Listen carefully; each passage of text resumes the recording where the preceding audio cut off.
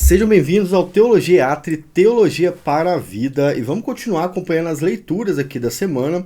Eu não ia gravar essa semana, mas agora, 11h56, eu fiquei incomodado, eu pensei, eu tenho que gravar. Porque eu cheguei num ponto das leituras onde há tanta informação, que se eu não colocar essa parte para fora, na próxima semana eu já não sei mais o que eu tenho que colocar. Então vai acumular muita coisa, né? Dessa vez eu mudei um livro, tá? Eu parei um pouco de ler o livro Antifrágil, e peguei os fundamentos para o século XXI, vou mostrar para vocês daqui a pouco. Li sobre o pluralismo e o problema do pluralismo religioso, quero comentar com vocês sobre isso. E aí concluí algumas leituras que já estavam acontecendo nos outros dois livros que eu vou mostrar agora. Fundamentos para o século XXI, esse livro aqui que eu peguei para ler um dos capítulos dele. É um tema que é importante a gente comentar, vou comentar sobre isso hoje. A Igreja do século XXI, do Francis Schaeffer, concluí o capítulo 1 dele. Muita informação aqui, tem que ser devagar. E o Peter Jones, A Falsa Identidade, eu concluí o capítulo e comecei o capítulo 2 já dele.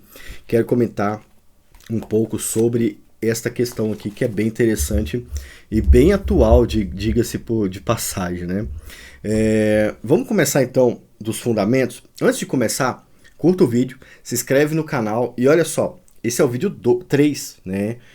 Já tem 2 vídeos para você assistir. Se ficar alguma dúvida sobre o que eu vou falar, assista os outros vídeos, você vai entender melhor, tá bom? Vamos lá. Eu disse que eu parei de ler um pouco o Antifrágil e peguei os fundamentos para o século XXI. Esse é um livro que não tem mais para vender, ele está esgotado e a editora Agnus disse que não vai mais publicá-lo. Então ninguém consegue comprar ele novo mais, o meu é bem velho, ó. Comprei num sebo, tava novinho, entre aspas, assim, o autor, o dono nunca tinha lido ele, comprou, não leu e vendeu, não sabia o que tinha na mão, né? Os Fundamentos para o século XXI reúne uma série de textos de autores variados contra o liberalismo teológico do século XX, tá? Então esse é um livro que traz textos do século XX, não do século XXI, mas eles representavam o fundamento da igreja para o próximo século, que é o nosso atual. E é bem interessante ver os problemas que eles estavam lidando lá no passado e pensar em como eles foram desenvolvidos no presente, né, na nossa época. Então, dessa vez, eu li sobre o pluralismo e o autor falou até de forma política a respeito desse assunto, quero comentar com vocês a partir de agora. O que eles chamam ali de pluralismo religioso, a gente vai ouvir posteriormente, né, como ecumenismo, a ideia de que todas as religiões são corretas e aceitáveis, e todas refletem o mesmo Deus. Os liberais é que costumam divulgar essa notícia, né, essa informação. E ela, obviamente, não bate com as escrituras. A Bíblia não fala que todas as religiões levam a Deus e não fala que Deus se manifesta em todas as religiões como se manifesta na religião verdadeira. E é bem interessante a gente tocar nesse ponto, porque existe um argumento muito usado pelos liberais que fala que Jesus é a verdade e a religião não. Já viram isso? Jesus liberta e a religião aprisiona. Essa é uma frase liberal, tá? Então, se você não é liberal, odeia a teologia liberal e fala essa frase, você já está usando o argumento liberal.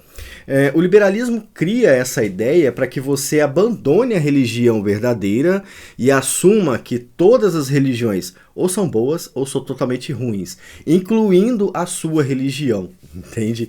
E aí eles criam um pseudo-Jesus desarraigado da religião e fala, Jesus salva e a religião aprisiona, entende? Só que a Bíblia trata o cristianismo como uma religião, a religião verdadeira. A religião que adora Yahvé é a religião verdadeira. Ela vem do Antigo Testamento como a religião que adora Yahvé, a religião dos mandamentos, da lei, e ela chega no Novo Testamento como a religião de Cristo, a religião de Jesus. A palavra religião tem a ver com religar o homem a Deus, ao Deus verdadeiro. Então você não pode usar o argumento de que a religião aprisiona se referindo ao cristianismo, porque Jesus é o rei dessa religião, entende? Então não há como separar as duas coisas. como os liberais acabam fazendo. Dualismo, que é a ideia de separar duas coisas, ele é liberal de várias formas, tá? A gente tem que tomar cuidado sobre isso. Então, quando o autor vai falar sobre essa ideia de que é divulgada, né, do pluralismo ou do ecumenismo, ele vai mostrar que de várias formas o cristianismo é incompatível com o pluralismo. Ele vai citar, inclusive, de forma bem racional, que o pluralismo não funciona nem na sociedade, citando ali alguns países, né? E é interessante ele falar sobre isso porque hoje a Europa, por exemplo, enfrenta um grande problema a respeito do pluralismo. Eu acho interessante que isso não tem passado em muitos jornais de TV aberta. Mas se você não sabe, pesquisa sobre isso.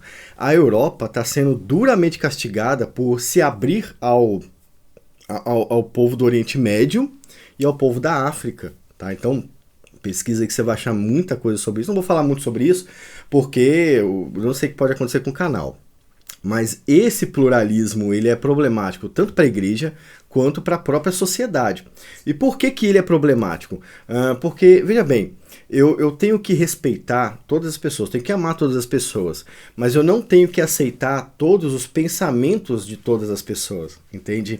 E a ideia de pluralismo atual é essa, de que você tem que aceitar não apenas a pessoa, mas os seus costumes também. E é isso que tem causado grande transtorno na nossa sociedade, principalmente lá na Europa. No Brasil ainda não, graças a Deus, mas assim, o Brasil tem todo o potencial para ter esses mesmos problemas, tá? E quando você vai para a fé, o ecumenismo, o pluralismo, ele te força a abandonar certas verdades da Bíblia a favor da aceitação do outro, entende? E é por isso que o ecumenismo é antibíblico, porque Deus ele não abre mão de nada dele para aceitar ninguém. Nós é que temos que abrir mão de tudo para que Deus nos aceite também, né? Então, quando você é salvo, você tem que abrir mão da sua vida, dos seus costumes, você tem que mudar, entende? No pluralismo, não. Tudo é aceito. Então, para você ser pluralista ou ecumenista, você tem que abrir mão da verdade a favor do bem comum. Algo que o cristianismo definitivamente não faz. O cristianismo é exclusivista, não tem como fazer isso. E quando algumas igrejas fazem isso, elas automaticamente abraçam o liberalismo, porque o liberalismo é pluralista também, e elas se afastam da verdade. E o engraçado é que isso faz com que essas igrejas cresçam também, mas elas não crescem dentro do que a Bíblia chama de crescimento, que é aquele crescimento da verdade. A partir do momento que você tem que abandonar a verdade para que o seu próximo esteja em paz com você, você abandonou o próprio Deus, entende? Jesus diz o seguinte, vocês querem vir após mim? Pegue suas cruzes e sigam-me, né? E ele vai falar, aquele que não largar nem o seu pai e sua mãe por amor a mim, não merece o meu reino. Jesus falou isso. Então, veja como são frases exclusivistas. E hoje em dia, a favor do bem comum, as pessoas estão abandonando a fé. Isso é fato. E aí o pessoal aqui dos fundamentalistas tinha avisado sobre isso, né? Não foram ouvidos. Infelizmente, nós estamos pagando por isso até hoje. E tem um texto lá no meu blog a respeito dos fundamentalistas, tá? Eu me encaixo mais na cosmovisão fundamentalista do que na cosmovisão evangélica. É bem interessante que eu descobri esses dias, né, estudando a história, os evangélicos, ditos evangélicos, na época dos fundamentalistas, eles adotavam os pensamentos fundamentalistas e os pensamentos liberais. Entende? Então os evangélicos sempre namoraram os dois lados. Eles criaram um caminho do meio, adotando parte do liberalismo e parte do fundamentalismo. Eu já acho que o liberalismo não serve para nada. A crítica textual, que é liberal, também não serve para nada. As doutrinas liberais são lixo. Lixo devem ser descartadas. Enquanto muitos evangélicos namoram os dois lados. Você vê, pessoas que estudam coisas liberais, né, que indicam livros liberais, de autores que namoram o liberalismo, não são ditos liberais, liberais, mas namoram o liberalismo são os evangélicos. Eles são esse péssimo exemplo para o nosso reino de Deus, né? E leia mais sobre os fundamentalistas, veja mais sobre eles, você vai ver que a gente está perdendo muita coisa, tá? Está perdendo muita coisa por não conhecer o movimento. Deixa eu falar um pouco agora sobre o falsa identidade. Porque o último livro, cara, fala sobre um movimento que eu esqueci o nome agora, mas na hora que eu pegar ele eu vou lembrar. O Peter Jones está tratando sobre os gnósticos. Tá muito bom a forma de tratar sobre os gnósticos. O Jesus gnóstico, ele é diferente do Jesus da Bíblia. E é curioso que isso me faz lembrar que nós deixamos de ler muita coisa do Novo Testamento e a não leitura desses textos favorece o Jesus gnóstico.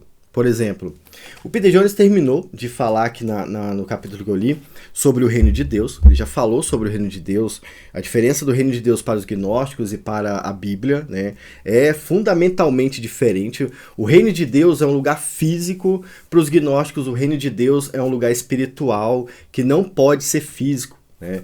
Porque as coisas físicas são ruins. São ruins. Então o reino de Deus não pode ser uma cidade física no futuro, nem no presente, nem em hora nenhuma. E agora eles vão tratar sobre a origem do Jesus gnóstico. Ele vai tratar sobre isso, né? O gnóstico entende que Jesus ele não nasce. E aí ele vai tratar dessa rejeição da humanidade ou do material, né, do físico por parte desses religiosos. E é interessante que você pode pensar assim, mas eu nunca vi falar sobre isso nas igrejas. Mas você já viu falar contra isso nas igrejas? Entende? Então, isso já é um ponto a favor do Jesus gnóstico. A ideia do Jesus gnóstico é que ele não é uma pessoa. Entende? Ele não é físico. O Jesus bíblico é um Jesus físico, tá? Ele é homem e Deus ao mesmo tempo, em mesmo grau. Jesus é Deus e homem do mesmo jeito. E como é que eu vou entender isso se eu só sou homem? Isso não é para você entender, é para você aprender apenas, né? Você não precisa entender todos os mistérios. A gente nunca vai chegar ao ápice do conhecimento. Mas Jesus, ele está de forma física no céu. E os gnósticos tinham essa dificuldade de aceitar que alguma coisa divina poderia ser física ao mesmo tempo. E aí os sinais de que isso está na igreja não é descaradamente o fato de que a igreja nega que Jesus seja homem. Homem e Deus ao mesmo tempo. Não é isso. É o fato de agir como os gnósticos em muitas situações, incluindo a negação da humanidade de Cristo. Entende? Incluindo isso. Por exemplo, os gnósticos odeiam a ideia da criação divina. Eles odeiam Deus. Eles odeiam Deus. Porque na história de Sofia, né, que é a deusa lá que criou todas as coisas físicas, né? Sofia cria as coisas materiais e ela se torna impura com isso. E aí quando eles olham para o Antigo Testamento e veem uma divindade criando as coisas físicas e materiais, eles automaticamente classificam esse Deus, que é Yahvé no nosso caso, como impuro, porque ele foi o criador das coisas físicas, entende? Então há um desestímulo para estudar o Antigo Testamento por causa disso. Além de ter criado o mundo material, o Deus Yahvé, ele também castiga, ele também condena, ele exerce justiça. E os gnósticos detestam essas coisas, porque eles acham que eles estão no nível além desse Deus do Antigo Testamento. Então há esse desestímulo para ler o Antigo Testamento e para aceitar as coisas de Deus como estão na Bíblia. E isto sim está na igreja. Esse aspecto do gnosticismo está presente nas igrejas, sim, a negação do estudo do Antigo Testamento e até a citação, como John Wesley fez, de que o Deus da Bíblia, visto pelos calvinistas, né, John Wesley falou, ele é um Deus cruel, é um Deus pior do que Satanás. Essa declaração de John Wesley, que está na sua Bíblia de estudo, ela é mais compatível com o gnosticismo do que com o arminianismo, entende? É essa a questão. A negação, a fuga desse Deus do Antigo Testamento representa perfeitamente o movimento gnóstico dentro da igreja. Agora, quando a gente vai para Jesus, o Peter Jones vai mostrar que os gnósticos não ensinam sobre o nascimento físico de Jesus. Eles negam o nascimento físico de Jesus, negam o nascimento virginal de Maria, porque são coisas materiais, né? E aí eu quero lembrar você de um livro, e eu quero fazer uma pergunta para você. Na verdade, você vai responder aqui no comentário. Quando foi a última vez que o seu pastor pregou 1 João na sua igreja? 1 João, Judas, Pedro, quando é que isso foi pregado na sua igreja? Muita gente nunca leu esse texto, né? Eu estava pensando em fazer uma leitura com vocês de 1 João, para vocês entenderem como é que ele combate os pré-gnósticos naquela época, né? Pré-gnósticos, né? Não é prognóstico não, tá? Por quê? Porque os gnósticos da época de João já haviam ali o grupo ali que seria posteriormente chamado de gnóstico, eles negavam que Jesus era uma pessoa. Para eles, Jesus, sendo divino, só podia ser algo como uma aparição, um fantasma, entende? E eles ensinavam isso para os fiéis lá do Novo Testamento. E é por isso que João começa ali a sua primeira carta falando que ele tocou em Jesus, entende? Por que João fala que tocou Jesus, né? Há um motivo. Esse é o motivo, porque os gnósticos falavam que Jesus ele não era material, mas ele era espírito apenas, entende? Essa negação das coisas materiais e super... não é super, né? E elevação das coisas espirituais, ela é gnóstica, né? Eu não sei como é que eles entendem aquele texto que Jesus fala, né?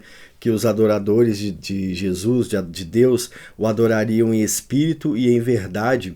Mas quando Jesus fala sobre verdade, ele está também pensando naquela questão material. Ou seja, é algo que você adora em espírito e em verdade. Isso é visto, isso é percebido, sabe? É algo físico, a sua adoração. A adoração verdadeira a Jesus. É diferente daquela adoração artificial e fabricada, que pode ser considerada como uma adoração espiritual. Jesus está falando sobre uma adoração material também. E diversas partes do Novo Testamento, Jesus mostra que ele é físico e material, né? Por exemplo, Jesus chora, Jesus sente fome, Jesus sente sede, Jesus alimenta as pessoas, ele se preocupa com o alimento, Jesus se alimenta, né? Enfim, há vários pontos da Bíblia falando sobre isso, mas aí eles precisam negar esse Jesus bíblico a favor de uma ideologia gnóstica, e é aí que entra a ideia da negação de Jesus. Você vai ver isso também acontecendo no movimento liberal, quando eles falam que há um Jesus bíblico e há um Jesus histórico. Toda vez que você lê Jesus histórico na mesma frase, 99% de chance daquele cara ou daquela menina ser liberal, tá? Os liberais é que excluem o Jesus bíblico e separam ele do Jesus histórico, entende? Então, olha só, quanta similaridade há entre o gnosticismo e o liberalismo.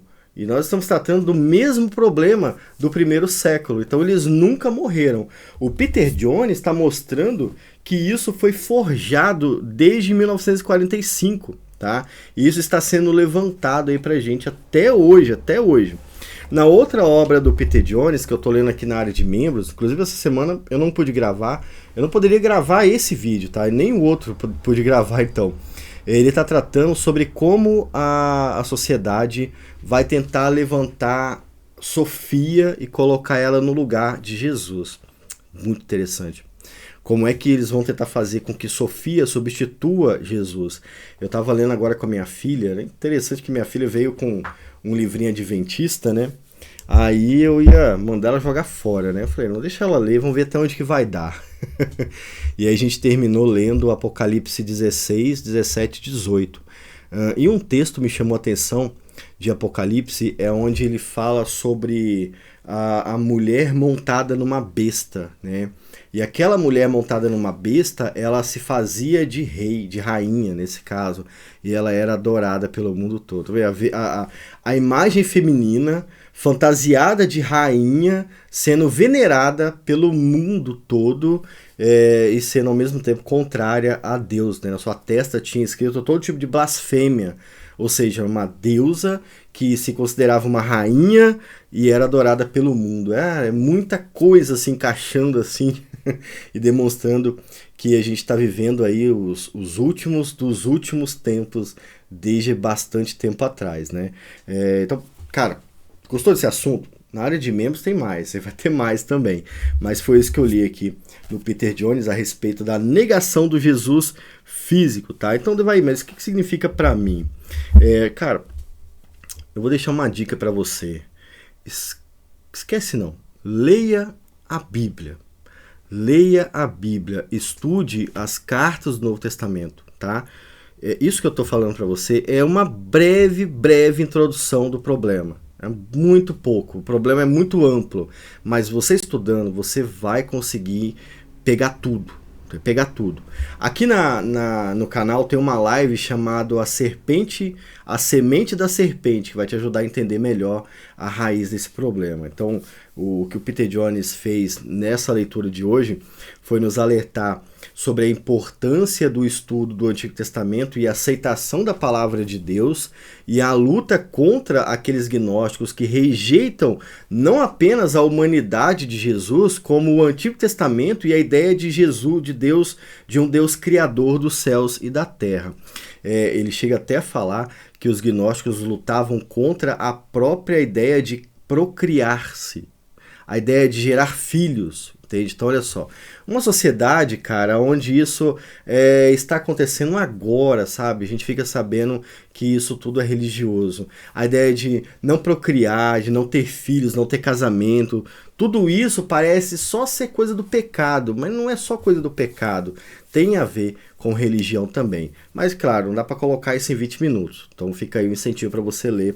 E aí, na próxima semana que eu puder gravar, eu vou encerrar esse assunto aqui sobre Jesus bíblico, né?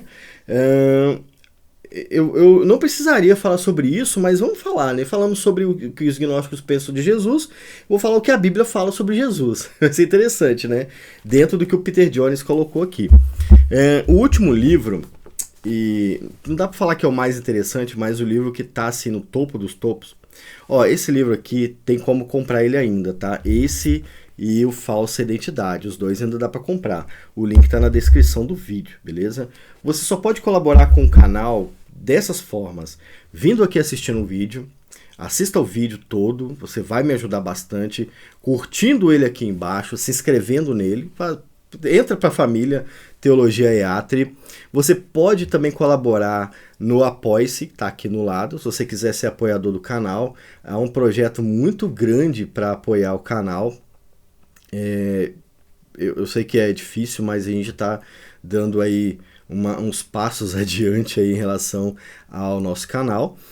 E você também pode ser membro do canal. Mas fora tudo isso, se você comprar livros usando o link do canal, você não vai estar fazendo nada a mais, pagando nada a mais, e vai ajudar muito o desenvolvimento do nosso canal. Só ir aqui na descrição, clica lá em melhores livros de teologia e compra o que você quiser. Compra tudo se você quiser, a Amazon toda. Você não vai pagar um centavo a mais e vai colaborar com o canal. Só se você fizer isso, você já vai estar ajudando bastante a gente. Então tem várias formas de ajudar o canal, tá? Mas essa é uma delas e aqui não custa nada para você. Você vai comprar mesmo, compra pelo link do canal. Vamos falar sobre a igreja do século XXI. Eu encerrei o capítulo 1 do Francis Schaeffer. Que autor é esse? Que autor é esse? Francis Schaeffer consegue fazer você pensar 2, 3 horas ou um dia usando um parágrafo dele. É impressionante. No vídeo passado, eu falei que a psicologia, ela retirou Deus do centro do homem. Não foi só ela, mas ela tirou Deus do centro da nossa vida, né? Ela foi a grande participante. Isso criou um vazio existencial e nós buscamos outros tipos de misticismos para substituir esse vazio existencial. O Francis Schaeffer vai concluir o seu capítulo, e deixa eu lembrar aqui sobre o que era o capítulo dele, né? Ele começou o capítulo 1 falando sobre o que gerou, como é que ele chama aqui? O que gerou a Revolução Estudantil. Né? Ele vai falar sobre o que gerou a Revolução Estudantil. E tudo que eu falei nos 2 primeiros vídeos geraram a Revolução Estudantil. Mas o que eu vou falar agora não foi um problema só no passado, é um problema presente também. Além de fazer com que o ser humano buscasse outros tipos de misticismo, nós temos ali naquele mesmo período do século XVIII, XIX, XX, o crescimento de uma filosofia chamada existencialismo. Existencialismo, é uma cosmovisão. Eu já falei alguma coisa sobre o existencialismo aqui, talvez nesse vídeo fale mais do que nos outros sobre isso, né? Mas o existencialismo é uma das causas de uma geração inteira que não tem nada na cabeça, vazia. Ele foi suficiente para fazer com que você esquecesse as coisas do passado. O que é existencialismo antes, né? De forma bem rápida. O existencialismo é a ideia de que não existe uma verdade fundamental que seja única, entende? O que existe é a sua existência. E a sua existência define o que é a verdade fundamental. Em outras palavras, você faz o que você quiser. Então, você que decide o que você vai fazer. Entende? É isso. O existencialismo, ele entrou ali no campo da sociedade para remover a ideia de que Deus é a verdade fundamental e colocar no lugar a ideia de que você faz a sua verdade fundamental. Entende? É isso que o existencialismo faz. E isso trouxe problemas a longo prazo, como hoje, por exemplo. O Francis Schaeffer vai falar que isso criou pessoas...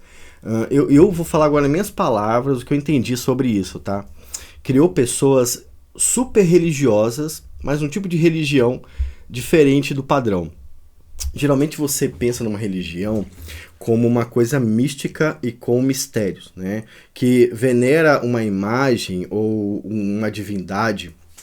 O tipo de religião que o Francis Schaeffer está falando é uma religião, talvez uma religião da vontade, entende? Quem é a divindade nessa religião? Você. Você é a divindade.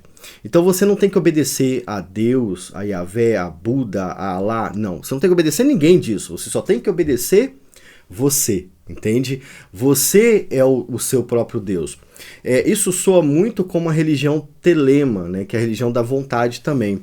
E dentro dessa religião da vontade, que não é só o telema, mas uma religião humana, é uma religião universal, digamos assim, só existe 2 objetivos nessa religião, que é a sua vontade e o seu desejo. Vontade e desejo, como assim? Desejo como aquilo que você sente dentro de você. Aquela vontade oculta em você. Vontade como aquilo que faz você fazer alguma coisa em busca de alguma coisa, entende? Eu até escrevi na minha agenda que os 2 pontos sobre o ter e o desejar. Ter e desejar. O Francis Schaeffer vai falar que para esta geração que viria do século XXI, não havia nada que impedisse eles de alcançar aquilo que eles querem. Então o importante é ter e desejar. Entende? Acho que essa colocação ficou melhor do que a anterior, né? Então você vai ter ali pessoas mais jovens que não se importam com nada quando querem alguma coisa. Isto já é o existencialismo agindo dentro de você. Então, por exemplo, para conseguir um cargo, eu não preciso respeitar todos os meus colegas. Eu posso simplesmente passar por cima deles, porque não importa o meio. O que importa é o fim. E é o meio que entra, no meio que entra a religião, entende? O papel da religião verdadeira, da lei de Deus, é moldar o meio e não o fim. Nós estamos vivendo a lei de Deus, que é essa parte do meio da nossa história. Você nasce sem você fazer nada, você nasce. Você não tem opção ao nascer. E o céu é uma coisa que pertence a Deus. Você vive o meio. entende? O meio. Agora, como você vive o meio? Entende? É isso que a gente está falando. O existencialismo, ele exclui o meio e fala, o meio é o que você quiser, o que importa é o resultado final. Entende? E esse tipo de existencialismo dominou as pessoas ali a partir do século XVIII, XIX, XX, muito mais agora do que antes, e criou esse tipo de gente que não sabe mais como conseguir algo, mas sabe que vai conseguir algo. Ele cita até uma coisa bem curiosa, né, que é o fato de nós mais antigos, eu tenho 39 anos, sentirmos saudades dos velhos tempos. Né? A gente sente saudade dos velhos tempos, a gente fala assim, antigamente era melhor, né? Antigamente as coisas funcionavam mais, mas quando a gente vai indicar para os jovens de agora o que são as coisas do passado, a gente não tem mais o fundamento para isso, porque a gente acabou sendo influenciado pelo existencialismo. Porque o que era importante no passado era justamente o meio, a forma como você faz. Aí tira-se a forma como você faz e agora você já não tem mais nada para preencher aquilo ali. Então, por exemplo, ele citou um exemplo lá de faculdade e eu vou citar um exemplo de família aqui para vocês. Ele está falando sobre a Revolução Estudantil, né? Ele citou, por exemplo, um professor que foi dar uma palestra, né, em uma universidade. E esse professor acabou falando, né, que no passado as coisas eram melhores. E aí ele deu vários exemplos durante a palestra. E aí um aluno da universidade levantou a mão e perguntou assim, professor, em que você fundamenta o que você acabou de falar? Entende? Qual é o fundamento daquilo que você falou? E o Francis Schaeffer disse que o professor olhou para baixo e falou, não sei, não sei.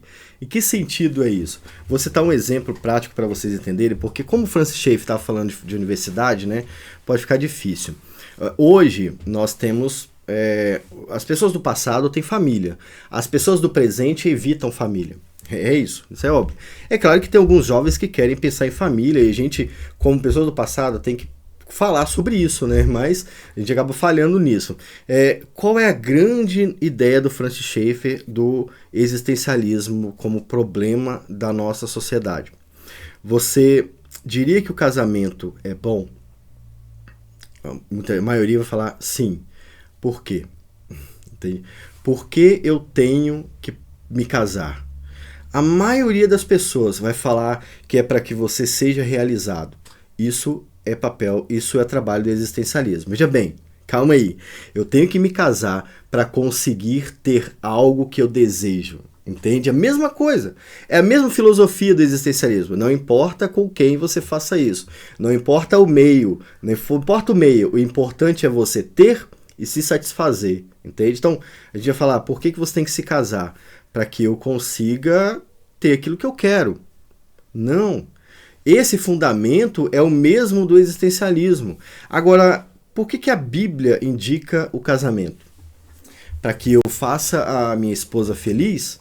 Também. Para que eu tenha sentido? Também. Para que eu cumpra os propósitos de Deus? Ah, mas tocou em Deus, aí já ficou estranho. Isto é porque esta sociedade está totalmente tomada pelo existencialismo. Tocou em Deus, tocou em regras, acabou a história. E hoje nós não sabemos explicar essas questões porque nós temos medo da resposta existencialista, entendeu? E isso é muito real. Então pega aí a sua filha, por exemplo, quando você olha para ela, você imagina ela casada? Você imagina ela casada? Você imagina ela tendo filhos com a pessoa que ela casar? Às vezes a gente dá um passo para trás. Por quê? Porque nós estamos imaginando que a pessoa que vai casar com ela só vai querer usá-la para alcançar o desejo dele, entende?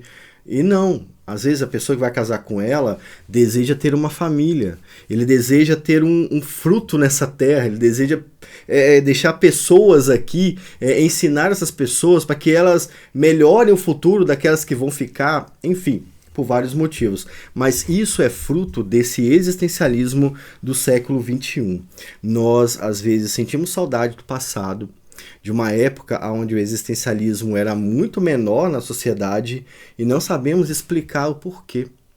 porque nós, no fundo, temos medo das respostas existencialistas, né? Uma pessoa uma vez veio falar comigo, eu já citei esse exemplo aqui, sobre o patriarcado, né? Patriarcado é uma coisa que tem que acabar, na visão de muitos existencialistas, né?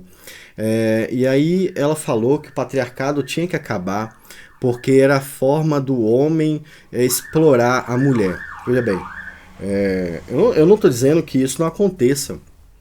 Isso acontece.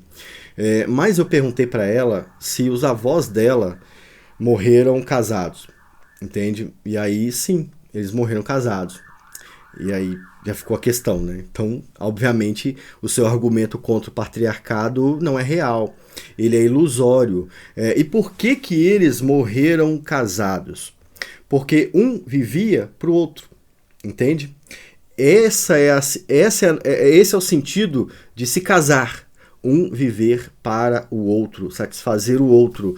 E no passado, quando o existencialismo ainda não dominava a sociedade, isso era real. E hoje, felizmente, isso acaba não sendo tão real como deveria. E aí eu quero encerrar o vídeo lembrando a vocês de que nós, como homens, a maioria de vocês é homem, né? Nós temos o papel de ensinar os valores cristãos para os nossos filhos. E a gente tem que enfrentar o existencialismo até deles. Tá? Nós temos que mostrar para eles o porquê devemos glorificar a Deus. Então, por que você deve cumprir a vontade de Deus na terra? Por quê? A primeira resposta que vem na nossa mente, veio na minha mente agora também, para que Ele me abençoa. Cara, essa é a pior resposta que a gente pode dar. Eu devo obedecer a Deus para que Ele me abençoe. Não, mas está vendo como a gente é contaminado por isso? Eu devo obedecer a Deus porque Ele me criou para isso. O meu propósito é fazer a vontade dEle. Então, quando Deus cria um ser humano, Ele cria para glorificar a Ele. E para isso nós estamos aqui. O real sentido da vida não é conseguir ter aquilo que a gente deseja, mas fazer a vontade de Deus. O próprio Jesus falou isso também, né? E aí quando nós perdemos isso de mente, a gente passa a viver como os existencialistas ensinavam e ainda achamos que somos cristãos. É bem triste isso, mas é isso que acontece na maioria dos casos. E nós precisamos voltar a uma coisinha que eu comentei no início para vocês, aos fundamentos. Os fundamentalistas, eles estavam lutando contra essas ideias, tá? E a gente precisa ler mais eles e aprender mais para saber dar boas respostas. Porque eu vou falar por mim, mesmo eu lendo, estudando, as minhas respostas ainda não são satisfatórias. Eu ainda preciso melhorar minhas respostas, tá? E aí eu imagino que outras pessoas estejam igual eu e algumas ainda pior. Mas pelo menos algumas dessas pessoas viram a necessidade. E vindo a essa necessidade, a gente vai procurar a resposta. E é isso que é bom, né? Então, se algumas pessoas virem isso e procurarem a resposta, eu vou ter mais uma pessoa. Então, veja bem, né? Eu vou ter mais uma pessoa procurando isso. Um dia a gente pode ajudar muitas pessoas com isso. Eu espero que isso aconteça para a glória de Deus. Então, semana que vem, eu vou continuar com os 2 livros, tá? E talvez eu volte pro outro livro que eu estava lendo, o Antifrágil, e talvez eu volte para cá, para os fundamentos. Não sei. Qual que vocês acharam mais legal? Bota aqui nos comentários. Se você colocar no comentário qual dos 2 livros você acha mais legal eu continuar lendo, eu vou saber que você viu até o final, tá bom? E aí eu vou entender que eu estou fazendo tudo do jeito certo. Deu quase 40 minutos de vídeo, mas realmente não tem como trazer esse conteúdo sem ocupar tempo. O bom é que é progressivo, né? A gente só vai aumentando o conhecimento. É isso que me faz postar vídeos grandes assim. Fiquem todos com Deus. Assistam os vídeos anteriores. Se você não entendeu alguma coisa, bota nos comentários, que de repente eu faço um vídeo correspondendo eles. E até o próximo vídeo. Até a próxima semana. Talvez eu fique um pouco mais de uma semana sem gravar. Mas eu vou estar lendo assim mesmo, tá? Fazendo anotações para trazer aqui para vocês. Fiquem com Deus mais uma vez. Continue aqui no canal, tem mais vídeos aqui, ó. Ou vejam depois, né, que já 40 minutos é muito tempo. E tchau, tchau.